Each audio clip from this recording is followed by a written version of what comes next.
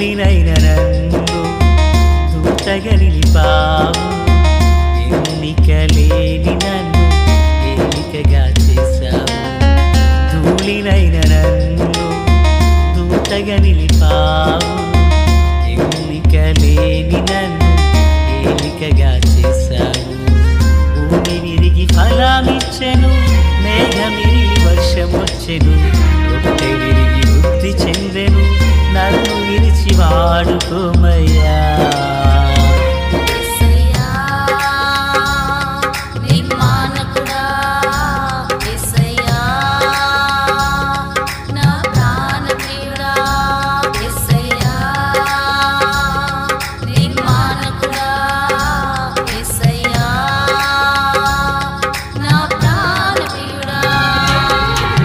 ధూళినైన నన్ను దూతగా నిలిపావు, ఎన్నిక లేని నన్ను ఏలికగా చేశావు.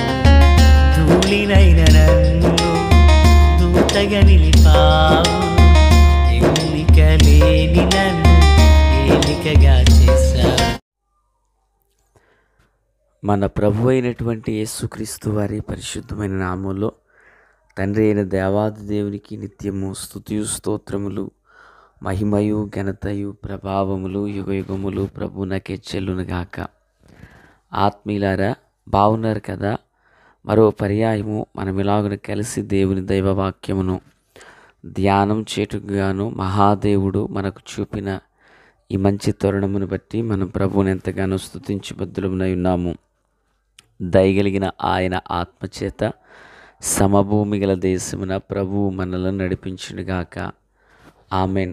మహాదేవుడు మనల్ని కాచి కాపాడి ఈ యొక్క 10వ మాసములో మొదటి పునరుత్థాన ఆరాధన కొరకు ప్రభు మనను సిద్ధపరుచుచున్నారు. ప్రియులారా, మనము దేవుని సన్నిధిని అగపరుచుకున్నటకై త్వరితమే వేగిరమే సిద్ధపడి ప్రభు సన్నిధిని నిలుచుదుముగాక. ఆమె నేటి దిన వాక్య ధ్యానమై నిర్గమాకాండము 37వ అధ్యాయము 25 నుండి కొన్ని వాక్యాలు మనము ధ్యానం చేయబోతున్నాం.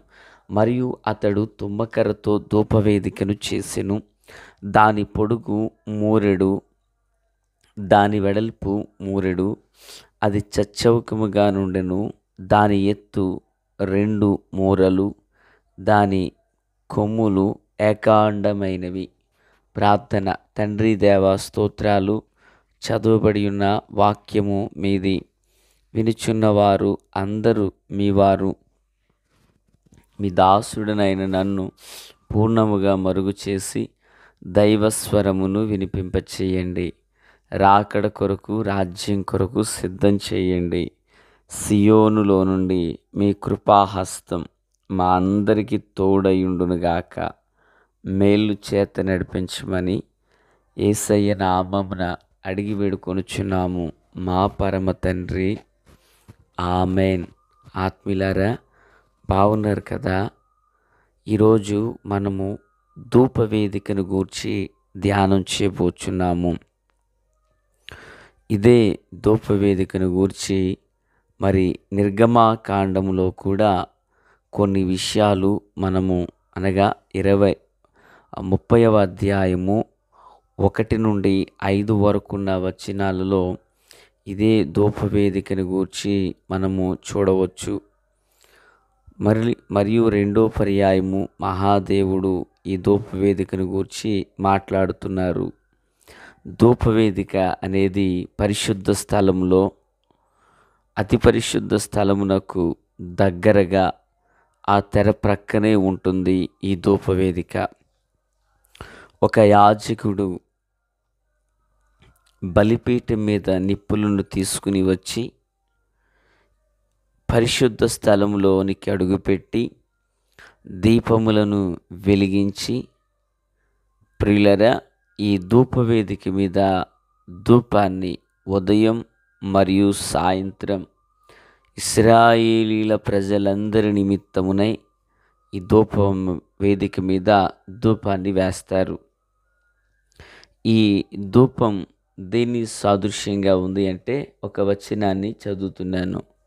నా ప్రార్థన ధూపం వలెను, నేను చేతులెత్తుట సాయంకాల నైవేద్యముల వలె నీ దృష్టికి అంగీకారములై ఉన్నది అంటాడు భక్తుడు. అంటే ధూపం దేన్ని పోల్చారు? ప్రార్థనకు పోల్చారు. ప్రత్యక్షపు గుడారములో 3 భాగములు అని మనం వింటూనే వస్తున్నాం కదా.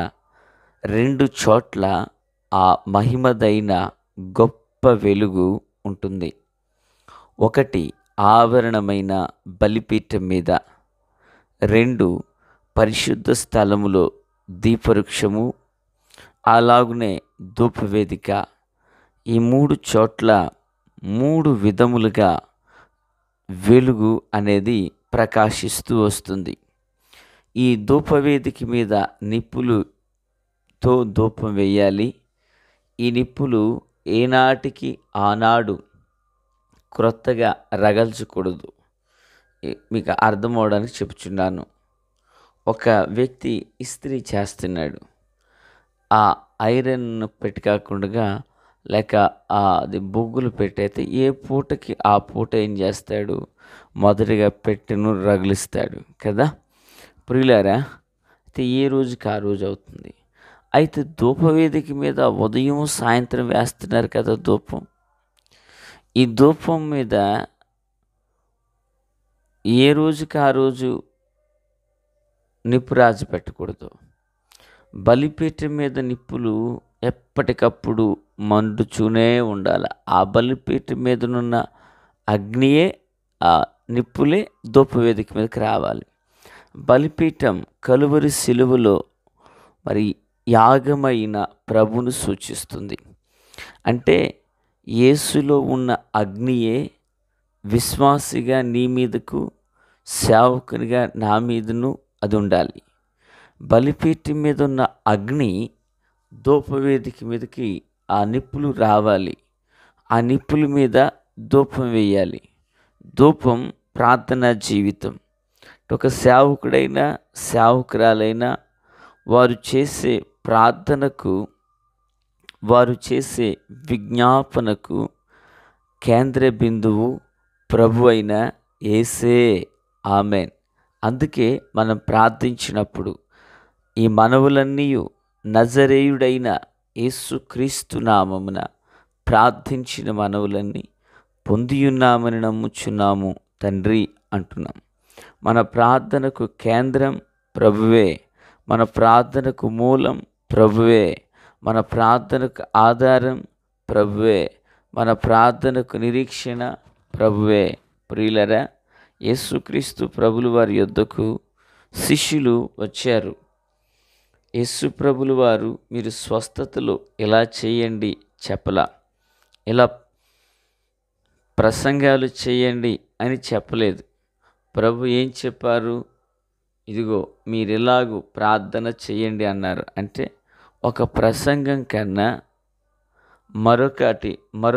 మరొకటి కన్నా అత్యంత విలువైంది, శ్రేష్టమైంది ఏమై ఉన్నది అంటే ప్రార్థనే. కనుక ప్రభువు వారికి ప్రార్థన నేర్పించారు. మరి ఉదయకాల వెళ్ళి మాటలు వించిన ఆత్మీయ జీవితంలో ప్రార్థన ఎంత గొప్ప ప్రాధాన్యత కలిగి ఉందో దేవుని పిల్లలుగా మనల్ని మనం అర్థం చేసుకోవాలి, గ్రహించుకుని పరిశీలించుకోవాలి. బలిపీఠం మీద ఉన్న నిప్పులు ధూపవేదిక మీదకు వస్తున్నాయి. అంటే యేసే మన ప్రార్థనకు ఆధారం. యేసు లేకుండా లేదు. వేరొక నిప్పులు ధూపవేదిక మీదకి రాకూడదు.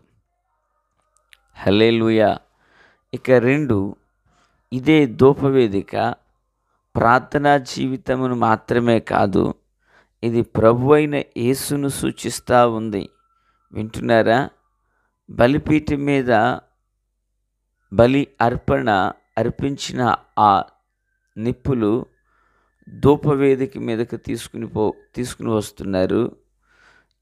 దీని మీద ధూపం వేయబడుతూ ఉంది. ఉదయం సాయంత్రం, ఉదయం సాయంత్రం, ఉదయం సాయంత్రం.